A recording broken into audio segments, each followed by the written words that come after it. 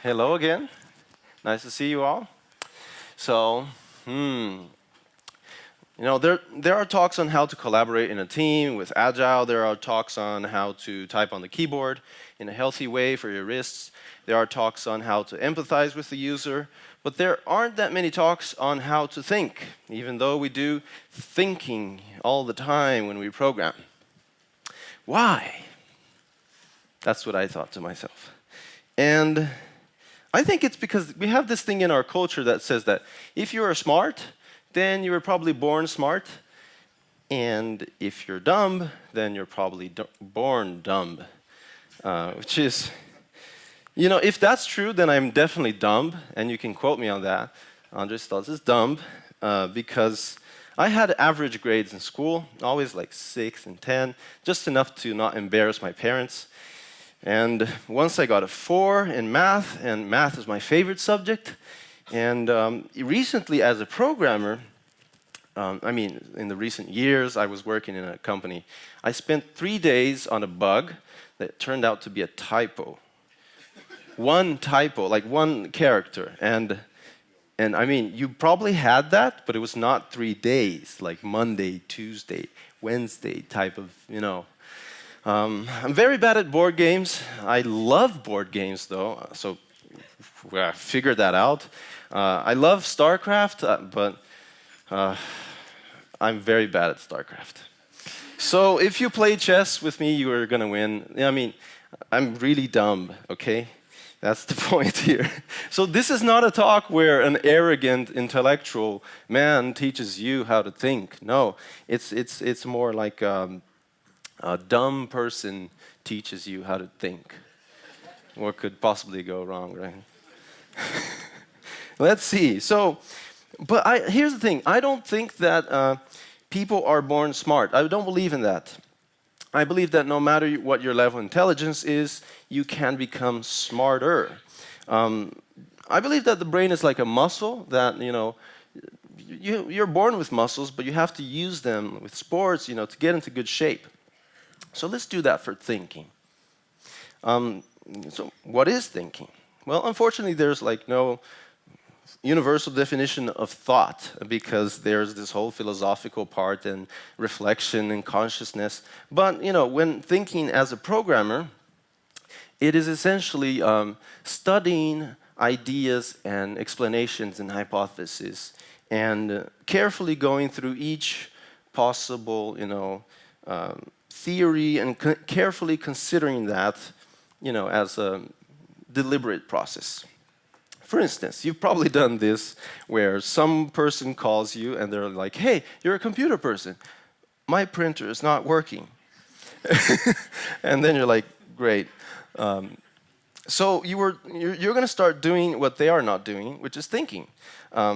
You're going to think, okay, maybe the cable is not plugged, right? And if the cable is not plugged, you could try plugging the cable in, and then once it's plugged, maybe the Windows driver is not installed for that. We could consider how to install that, or maybe the cable is broken, or maybe the paper is missing inside the printer.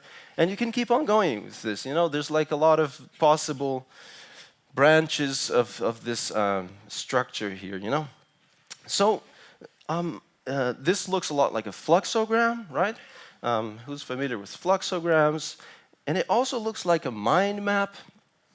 So am I saying that thinking is the same thing as mind mapping? Not exactly, but somewhat yes. Mind maps are like data structures, and thinking are like algorithms. So data structures and algorithms are very related. Sometimes you cannot have an algorithm without the data structure. So same thing here. Thinking is that process that sort of navigates this mind map. And it doesn't really matter if it's an actual mind map in a software or on paper. It can also be inside your head.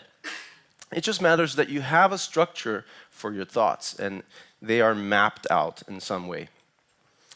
So, if I'm simplifying and saying that this is what thinking is about, why is thinking such a hard thing? Why am I so dumb? Why is it a difficult task? Turns out that humans are not good at thinking. It's serious. We've thought that, Homo sapiens are the superior intellectual animals. when in fact we're just monkey with clothes, you know? There are a lot of natural biases that we have that prevent us from thinking, so we're not like natural thinkers. No, we're not. First of all, humans love to imitate each other. There are things that we do just because everybody does it, and we want people's approval, so we want to look cool, and we do it. We don't know why. And there are things that we don't do because we think that people will reject us, and we don't want to look weird. So all of this sort of adds some bias to this mind map, so you're like, I don't want to think that because maybe my friends will not like me. Yeah, and the other bias is that we have very limited working memory. You can only keep a very small amount of variables in your head at once, something like between 4 or 5 and 7, something like that. For an example, multiply the following numbers by 3.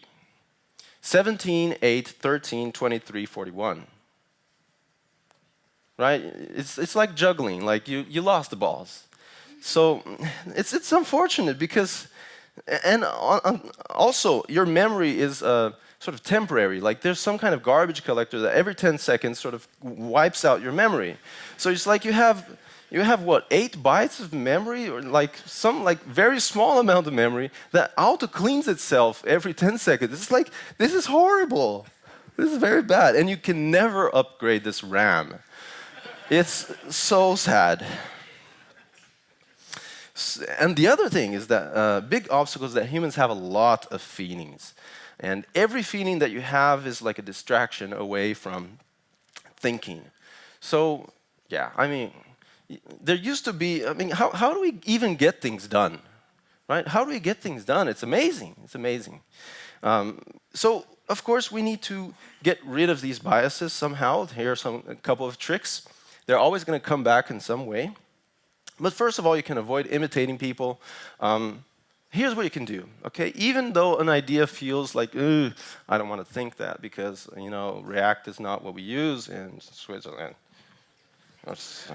You can, or Cycle, JS. You can always afford to give at least 10 seconds for each idea, okay?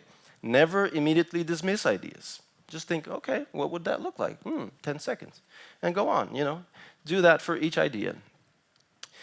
And feelings, how do you avoid feelings? You can't really avoid them, unfortunately. So just let them come, let the feelings do their thing, and then you do programming. So I believe that when I had that typo bug for 3 days, I probably should have just, taken a day off, relaxed, thought about it, and then it would be 2 days, right? 1 day. No, wait. Anyway, the point being is that you can spend a lot of time, just trying to be angry at the computer, sometimes even punching it, and that doesn't work. That's what monkeys do. But you can take care of yourself. Whenever you have a feeling you're angry, so do something that makes you feel at peace, and go on, and then come to the thought process again with a fresh mind and that kind of thing. What else? You can also help against your limited working memory. Use pen and paper. Use a software. So don't rely on those variables being in your limited, automatically clean memory. So aim to put every thought on paper. So this is something that's quite interesting. We have a lot of thoughts going on. We don't always capture them. So it's good if you just, write down everything that you're thinking. I think that we should do that, but I fear that this will happen, but maybe my friend is going to disagree with me on that other thing. And, just write all these things down, and then it's not anymore in your head. You can just think about it objectively because it's on a paper. So little by little, we can get rid of these biases, and then we can start seeing the structure of our thoughts. And then we're like, oh, okay, now I can start actually thinking because I got rid of these distractions. Well, then we do this thing called programming. And how do you think when programming? So usually we come to a problem like, I have some idea of what I want to achieve. I have these things, I need to put them together, and we can put it in the computer, right? And when we just sit there thinking about it and we try, and then we look at the docs and we get angry, and yeah, it's sad because The problem is that our thoughts are way too simple, and what happens inside the computer is very complex. I mean, just look at node modules, look inside it, and it is not the simplicity of, for instance, like Angular, right? It's a huge framework. You probably don't even want to look inside it, right? But that is the truth. What's happening inside the computer is the truth. And it's the fact. So what's inside our head is just a simplification, optimistic simplification of this. So how do you solve this? Well, we make other programmers solve it for us. We don't think about it. We just, post it out there, just whatever, do it for me. Unfortunately. I think we spend too much time trying to squeeze our ideas into the computer.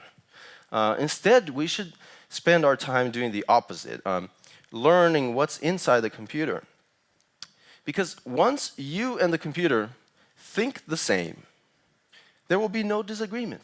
You will never feel surprised because everything will make sense. And you will know how to fix bugs, and you will know how to add features because, of course, I just need to put this here and that there. One of the greatest myths in our industry as programmers is that programmers write code. That is true only a minority of our time. Most of the time, we read code. And most of the time, the computer is programming us, when you think about it. So let us just accept that. Let's just let the computer program us. And then we will learn and be in agreement with the computer, and then we can actually start affecting the computer in a meaningful way. So how can we do this better? Well, there's a couple of techniques. One that you probably have used is the so-called debugger. And I don't really like the term debugging because, first of all, it sounds like, oh, you pass this tool on your software and the bugs will be removed. And I don't think that's a good idea because bugs are not things that are there. They're more like logical holes, right? You don't remove holes, right? You fill the holes. So they're logical holes. So, and also, you shouldn't just use the debugger for, removing bugs. You should also use the debugger to study your code. I mean, even if your code is not buggy, you can use the debugger. You can learn something about it. So, I prefer the idea of investigation. Sort of imagine yourselves as detectives, and you're, looking at all these evidences, trying to come up with a theory, who is the criminal here, and sort of really deliberating on all these possibilities. I think that's a better idea of what debugging is about. And then there's other techniques, like for actually thinking. One of them you might have heard is called deduction. It's whenever you are exploring this sort of mind map of hypothesis, and you find one hypothesis and you say, well, this one has 0% chance of occurring, or it has 100% chance of occurring. Whenever it's 0% or 100% probability, then that is deduction. So, for instance, in this case, I can automatically, not consider all these other ideas because I'm sure that they're not going to happen. You can focus on that. So, you've probably used deduction when you use git bisect. I don't know how many of you are familiar with git bisect. Yeah, something like half maybe. So git bisect is a useful tool where you identify that one commit has the bug, and then somewhere in the back you know that, oh, that one was definitely working. So if you run git bisect, it's going to automatically choose for you the commit in the middle, and then you can go and try, is this actually also bugged? And if you know that it's bugged or not, you tell git bisect, keep going. Then it finds commit in the middle, and then you identify that, oh, that one was not bugging. So then you know for sure, with 100% confidence, that this was the commit that introduced the bug. And then you can do other deductions techniques. For instance, one of them is when you comment a big part of your code, then you're using deduction. I had an example in a project of mine. I had one file, and I noticed that this file was causing a crash. The crash was in a module called LevelDB, and that is like it's like a C library with bindings for Node.js. So it had like a segmentation fault type of crash. So it wasn't like your typical undefined is something blah. It was like more low level, and it got me a bit puzzled. But I noticed that if I commented out this part of the code, then there would be no crash. So obviously, I could conclude that, of course, the bug is caused by this snippet of code. That's deduction. Induction, on the other hand, is similar. It's when you pick a hypothesis and you give it some positive probability, something like 60 or 70 or 80% probability. It's basically when you have a strong feeling that I think that this is happening, and you make an educated guess. Doctors do this all the time because doctors cannot be 100% sure what's going on. It's not that type of science. So they look at the symptoms and they study what is typically the case here, and they make a good guess. So with that snippet that I had, my problem was this, that the for loop was taking a very long time, like 2 seconds. And the crash was in level DB, and it didn't seem like very correlated. I was like, what? That doesn't make, like, these two things are not supposed to be together. So I came up with a hypothesis. I was like, maybe this is happening, which was, so I believe that maybe level DB needs to do periodic checks. Like maybe every 1 second, level DB needs to do some kind of check. But my for loop is taking 2 seconds, so it's sort of like stealing all of the CPU time in this single JavaScript thread, so then level DB couldn't do that. That's what I guessed. And you do this all the time. We do this all the time.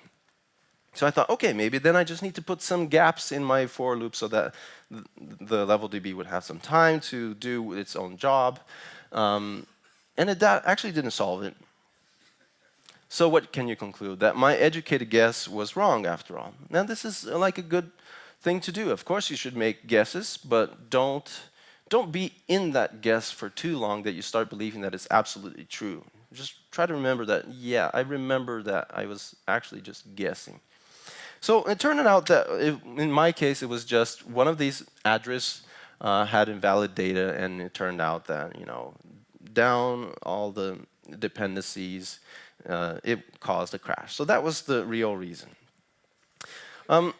What else? I also like this technique called backtracking, which is quite fun. It is whenever you question everything. So for instance, let's say that you're building a feature for your company, and you just stop and think, why are we building this feature? And you go to their bosses and say, why are we building this feature? And they're like, oh, this is for a demo that we're supposed to show 3 months ago. Ah, so we don't need to build this. And it's amazing. It's like, it just stopped working. So backtracking is really good because it sort of slashes out a bunch of possibilities, and it sort of saves you time from solving things that don't need to be solved.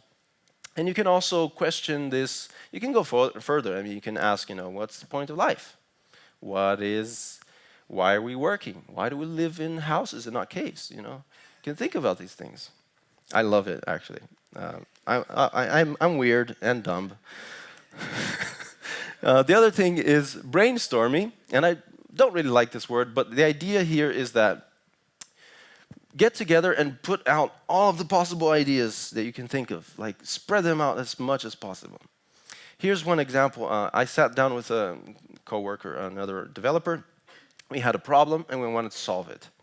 So the way that we did the meeting was that, okay, we stated our problem.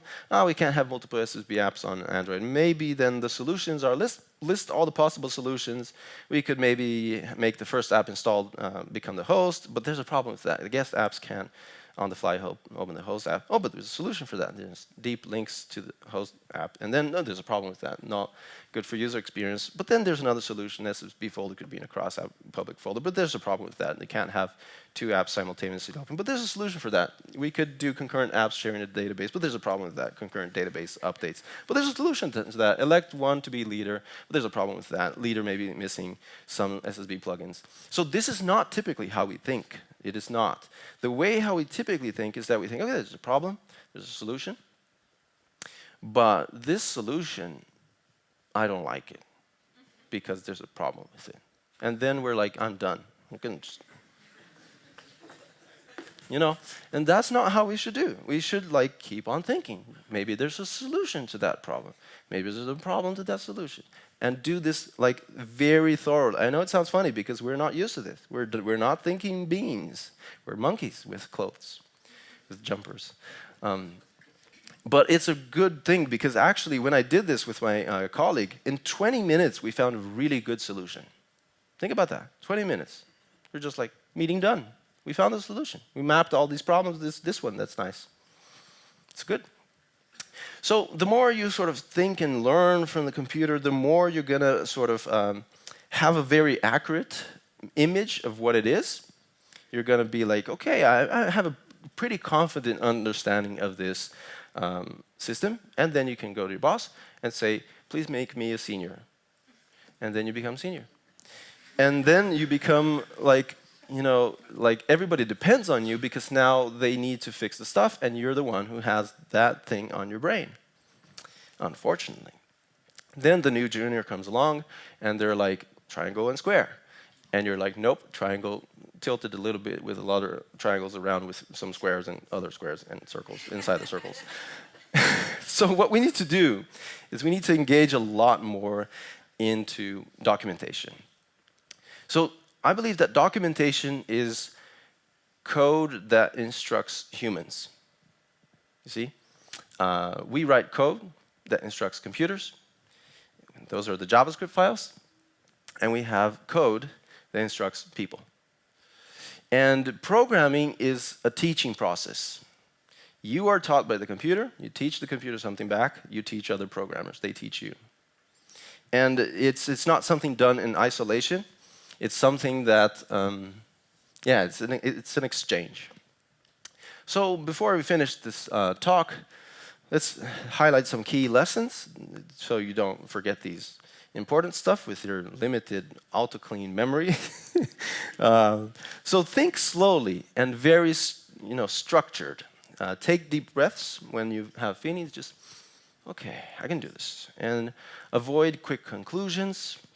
Never immediately dismiss ideas. Write them down, let them on the paper. And yeah, use some structure like lists or mind maps or something that is tangible. Then be aware of your feelings. Be aware that your brain is not as good. It could be better than mine, though, because mine is not that high quality. And of your limitations as well. You don't need to fix. We can't fix ourselves as humans, so just be aware of that and try to counter it.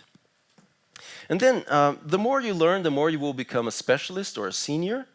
And that is a good thing because organizations and companies hire for specialists, right? They don't hire for like, oh, we want a person. Just a person. So they definitely want a person who's like, this guy knows this stuff, this girl knows this stuff, So become a specialist, but don't stop learning.